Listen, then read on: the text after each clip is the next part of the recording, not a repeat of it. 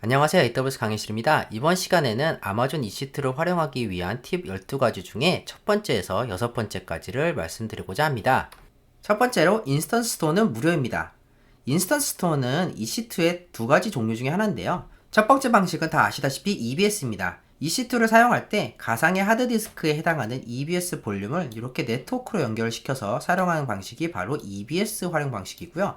두 번째는 인스턴스 스토어 방식으로 EC2 인스턴스 안에 임시적인 인스턴스 스토리지 볼륨을 사용을 해서 데이터를 저장하는 것이 바로 인스턴스 스토어입니다. 그래서 간략한 특징은 제가 여러 강의에서 말씀드렸지만 한 번 더 리마인드처 말씀드리면은 요 EBS가 연결된 EC2 인스턴스는 이렇게 인스턴스가 날아가더라도 EBS는 계속 살아있기 때문에 중지시키거나 시작시킬 수 있지만 인스턴스 스토어는 EC2 인스턴스 안에 있기 때문에 EC2 인스턴스와 운명을 같이 해요. 그래서 인스턴스가 종료되거나 죽으면은 요 인스턴스 스토리지 볼륨도 같이 사라지게 됩니다. 대신 엄청나게 빠르다는 장점이 있죠. 요거는 네트워크로 연결되어 있기 때문에 느리지만 요거는 인스턴스에 바로 붙어있기 때문에 굉장히 빠릅니다. 그래서 굉장히 빠른 처리가 필요할 때 인스턴스 스토리지를 자주 쓰죠. 그런데 사실 인스턴스 스토어 볼륨은 요 EC2 인스턴스의 가격에 포함되어 있습니다. 그래서 무료예요. 그래서 여러분께서 안 쓰시면 손해인 거예요. 뭐 물론 이것 때문에 굳이 내가 안 쓸 걸 꾸역꾸역 찾아다 쓰실 필요는 없지만 어쨌든 간에 인스턴스의 요금에 포함이 되어 있기 때문에 여러분께서 별도로 요금을 내실 필요가 없다는 점입니다. 몇 가지 알아둘 점은 모든 EC2 인스턴스 타입이 인스턴스 스토어를 지원하지는 않습니다. 그리고 주요 지원 타입이라면은 M 시리즈의 일부, 뭐 M5AD라든지 M5A 등 M 시리즈 일부와 R 시리즈, C 시리즈 일부 등이 지원을 합니다. 자세한 문서는 여러분께서 공식 문서에서 찾아보시면 될 것 같아요. 이 문서에 대해서는 제가 밑에 자세히다가 넣어놓도록 하겠습니다. EBS처럼 EC2 인스턴스가 종료되거나 해도 삭제가 되지 않는 게 아니라 이 인스턴스 스토어 볼륨은 무조건 EC2 인스턴스가 삭제되면 같이 날아가 버린다는 점 알고 계셔야 됩니다. 그래서 인스턴스를 종료시키면 모든 데이터가 삭제되고요. 중지도 불가능합니다. 기본적으로 비활성화되어 있기 때문에 여러분께서 활성화를 시키셔야 돼요. 두 번째로는 EC2 CPU 코어 숫자를 조절할 수가 있습니다. 여러분께서 이렇게 표에 보시면 알겠지만 이렇게 EC2 인스턴스 타입에 따라서 뭐 디폴트 vCPU, 디폴트 vCPU 코어 뭐 이런 것들이 있는데 보시면 밸리드 CPU 코어라는 게 있어요. 여기 보면은 하나, 둘, 하나에서 4개 뭐 이렇게 여러 가지 숫자가 있는 것을 볼 수가 있습니다. CPU 코어 숫자가 다 다른가? 옵션으로 다른가? 이게 아닙니다. 어떤 개념이냐면은 CPU 최적화가 가능한데요. 경우에 따라서는 인스턴스 프로비전 시 CPU 숫자를 조절할 수가 있고 CPU별 스레드 숫자도 조절할 수가 있습니다. 그래서 메모리가 충분한 인스턴스에서 라이센스 때문에 CPU 코어 숫자를 줄여야 될 경우 예를 들어서 어떤 어플리케이션이라든지 이런 걸 쓰고 있는데 거기서는 CPU 코어당 라이센스를 사용을 해서 돈을 내야 된다 라고 했을 때 난 충분히 CPU가 많지 않아도 사용할 수 있는데 CPU 코어가 많아서 라이센스 비용을 많이 내야 된다 이럴 경우에는 CPU 코어 숫자를 줄여버릴 수가 있고요. 또 한 가지는 HPC 워크로드에서 멀티 스레딩 기능을 사용하고 싶지 않을 경우 그래서 코어당 스레드를 뭐 2개가 아니라 1개로 줄이고 싶을 경우 이렇게 스레드 숫자를 조절 가능합니다. 주의사항은 모든 인스턴스 타입이 지원하는 건 아니고요. 가격 변동이 없기 때문에 여러분께서 안 쓰면은 뭐 손해는 아니지만 그렇다고 CPU 숫자를 줄인다고 가격을 할인받는 건 아닙니다. 그리고 인스턴스 시작 시에만 적용이 가능하고요. 인스턴스 타입이 변경되는 시점에서는 EC2의 디폴트 설정으로 변경이 됩니다. 그래서 여러분께서 EC2 인스턴스 타입을 변경시킬 경우에는 이 CPU 최적화된 부분이 다시 디폴트로 변경된다는 점 알고 계셔야 될 것 같아요. 참고로 코어 개수랑 스레드 숫자는 인스턴스의 vCPU이기 때문에 이 범위 안에서 조절이 가능합니다. 아까 제가 표로 보여드렸었죠. 그래서 코어 개수가 1개, 여기 디폴트 스레드는 2개니까 이거 곱하기 요거 하면은 요게 되는 거예요. 마찬가지고 이것도 마찬가지입니다. 2 곱하기 2는 4, 2 곱하기 4는 8. 요 공식을 따르게 됩니다. 그래서 요 범위 내에서 자유롭게 여러분께서 설정하실 수가 있는 거예요. 세 번째는 EC2는 서브넷 안에 있는 것이 아닙니다. 우리의 서버가 이렇게 컴퓨팅, 뭐 하드디스크, 랜카드 정도로 구성이 되는 것처럼 EC2도 이렇게 다양한 요소로 구성이 되어 있는데요. 이 중에 하나는 엘라스틱 네트워크 인터페이스라는 것으로 구성이 되어 있습니다. 엘라스틱 네트워크 인터페이스는 EC2의 가상의 랜카드인데요. 하나의 EC2는 하나 이상의 ENI를 보유할 수가 있습니다. 엘라스틱 네트워크 인터페이스죠. 근데 실질적으로 EC2의 서브넷 위치라든지 보안 그룹 등 EC2 외부와 관련된 네트워크 연결은 ENI 단위에서 결정이 됩니다. 그래서 여러분께서 이 서브넷 안에 보안 그룹 안에다가 EC2를 프로비전하는 것이 아니라 EC2는 어떤 것에 프로비전 돼 있고 요 엘라스틱 네트워크 인터페이스가 여기 위에 위치해 있어서 외부에 이렇게 통신을 받는 구조예요. 원래는 그렇습니다. 근데 제가 아까 말씀드렸었죠. 엘라스틱 네트워크 인터페이스를 EC2마다 여러 개 달 수 있다고. 그래서 이런 식으로 하면 이렇게 서브넷 하나에다가 이렇게 ENI 하나, 서브넷 B에다가 ENI 하나, 이런 식으로 여러분께서 원하는 대로 서브넷 여러 개에다가 EC2 인스턴스를 프로비전 할 수가 있습니다. 자세한 내용은 제가 강의를 하나 찍어 올렸기 때문에 그 영상을 참고하시면 좋을 것 같아요. 네 번째는 비용 절감 방법인데요. 퇴근하면 EC2를 꺼보는 방식으로 약 60%의 비용 절감이 가능합니다. 여러분께서 개발용 EC2 인스턴스를 사용한다고 가정을 해볼게요.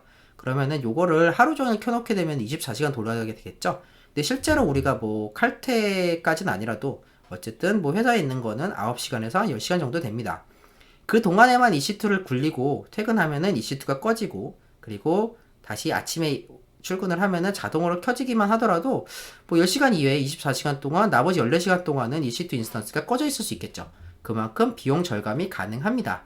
이 방법은 여러 가지 방법이 있는데요. 제가 소개드렸던 방법은 아마존 클라우드 와치, 요즘 이벤트 브릿지로 바뀌었죠. 요걸로 바뀐 이벤트를 가져다가 자동으로 EC2 인스턴스를 시작을 하고, 또 특정 시간이 되면은 자동으로 정지시키는 이런 구조를 제가 알려드린 적이 있었고요. 그 영상은 제가 여기다가 찍어놨으니까 한번 확인해 보시면 좋을 것 같습니다. 또 AWS에서도 공식 문서로서 이렇게 EC2 인스턴스를 특정 시간마다 시작하고 종료시키는 것에 대해서 한번 포스트를 올린 적이 있어요. 그래서 이것도 제가 한번 공유해 드리도록 하겠습니다. 밑에 자세히 넣어놓을게요. 다섯 번째는 오토스케일링 그룹 속에서 EC2 인스턴스를 쉽게 업데이트하거나 디버깅하는 방법입니다. 그래서 아시다시피 여러분 ELB와 오토스케일링 그룹을 활용을 해서 EC2를 관리하는 것은 굉장히 정석적인 아키텍처죠.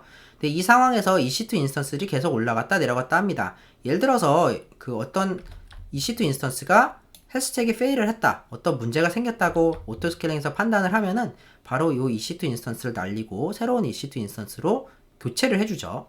근데 이런 경우가 가끔 불편한 게 있어요. 어떤 경우냐? 어떤 특정한 EC2 인스턴스에 우리가 뭐 디버깅을 해야 되거나 업데이트를 해서 어플리케이션을 중지시켰을 때, 중지시킨 건 좋은데 그거를 오토스케일링 그룹이라든지 ELB가 이거 어플리케이션에 응답을 안 하네? 그럼 얘 죽여버리겠다. 그리고 바로 죽이는 거예요. 그럼 우리가 디버깅을 하거나 뭐 업데이트를 할 수가 없겠죠. 그런데 이때 AWS의 오토스케일링 스탠바이란 기능을 사용하면 돼요. 그건 어떤 거냐면은 이렇게 따로 이 상태를 프리즈 시켜 놓는 거예요. 야, 얘는 우리가 지금 뭔가 하고 있으니까 얘에 대해서 건들지 말고 얘 날려먹지 마 라고 오토스케일링한테 알려주는 겁니다. 그래서 이렇게 디버깅 상태에 놨다가 이렇게 뭔가를 하고 뭐 업데이트를 하던 디버깅을 하던 이게 다 끝나면은 이렇게 복귀시키는 거예요. 그러면은 이렇게 하면은 여러분께서 오토스케일링 그룹에서 요걸 뗐다 붙였다 귀찮게 하지 않더라도 여러분께서 안전하게 디버깅을 할 수가 있겠죠. 이게 오토스케일링의 스탠바이 기능인데요. 이건 뭐냐면은 오토스케일링의 헬스체크, 트래픽 수신을 잠시 멈추는 기능입니다. 내부적으로는 인서비스 스테이터스를 스탠바이 스테이터스로 바꾸는 거예요. 그래서 헬스체크 페일에 따라서 종료되거나 바뀌지도 않고요. 오토스케일링의 디자이 캐패시티도 마이너스 1 처리를 해줍니다. 무슨 말이냐면은 현재 디자이 캐패시티가 2개다 라고 하면은 하나를 스탠바이로 돌려버리면은 요게 자동으로 하나로 줄어듭니다. 그래서 얘가 없더라도 뭐 스탠바이가 디자이 캐패시티가 2개잖아요. 그럼 얘가 하나 줄어들면은 다른 하나를 채우려고 노력을 하겠죠. 그런 사건이 발생하지 않도록 오토스케일링에서 디자이 캐패시티를 마이너스 1 처리를 합니다. 그리고 ELB와 연결되어 있을 경우에는 트래픽 수신도 역시 멈추기 때문에 여러분께서 자유롭게 디버깅 하거나 업데이트를 할 수가 있을 거고요. 예제 시나리오는 인스턴스에 문제가 생기면 혹은 업데이트가 필요하다면 특정 EC2 인스턴스를 스탠바이 스테이터스를 돌리고 어플리케이션을 중지한 다음에 작업을 수행합니다. 뭐 디버깅을 하던 업데이트를 하던, 만약에 우리가 스탠바이 스테이터스를 두지 않았다면은 어플리케이션이 중지된과 동시에 오토스케일링 혹은 ELB가 감지를 해서 이 EC2 인스턴스를 날려먹겠죠. 근데 그럴 염려가 없다는 거예요. 스탠바이 스테이터스에서는. 그 다음에 작업을 수행하고 나서 마지막에 작업 수행이 끝나면 인서비스로 돌리는 게 일반적인 예제 시나리오입니다. 그리고 여섯 번째는 EC2는 서울에서 쓰면 좀 비쌉니다. 이게 무슨 말이냐면은 예를 들어서 M5 4X라지 인스턴스 기준으로 각 리전별로 가격이 조금씩 달라요. 그래서 시간당 가격을 좀 살펴보면은 요 M5 4X라지 기준으로 말씀드렸어요. 네, 1시간당 0.994 달러입니다. 근데 버지니아 북부에서는 0.768이에요. 서울 리전 대비 77%입니다. 거의 뭐 23%가 싸죠. 그리고 홍콩에서 쓰면 좀 더 비싸요. 이런 식으로 각 리전별로 조금씩 가격이 다릅니다. 여러분께서 레이턴시가 그렇게 중요하지 않고 예를 들어서 빅데이터 처리라든지 뭐 머신러닝이라든지 뭔가를 돌리고 싶으실 목적으로 유저한테 서비스 목적이 아니라고 한다면은 이런 20%가 넘는 가격적 차이는 꽤 크게 느껴질 수가 있습니다. 그래서 여러분께서 꽤 저렴하게 EC2 인스턴스를 사용할 수 있는 방법이기도 해요. 그래서 여러분께서 다시 한번 말씀드리지만 어떤 EC2 인스턴스가 유저한테 서비스돼야 되는 레이턴시가 이슈가 아니거나 혹은 클라우드 프론트 등으로 캐싱이 가능하고 나머지 트래픽에 대해서만 처리한다. 이런 경우라면은 여러분께서 버지니아 북부라든지 여러분이 활용하고 싶으신 EC2 인스턴스가 가장 싼 리전에서 대량으로 EC2 인스턴스를 프로비전 해놓는 것도 한 가지 비용 절약의 방법입니다. 그럼 어디가 제일 싼지 어떻게 아느냐? 저는 이 사이트를 이용하는데요. 요 instancepricing.com이라는 곳이 있습니다. 여기 보면은 여러분이 원하는 EC2 인스턴스가 현재 어디가 제일 싼지를 리스트업해서 보여줍니다.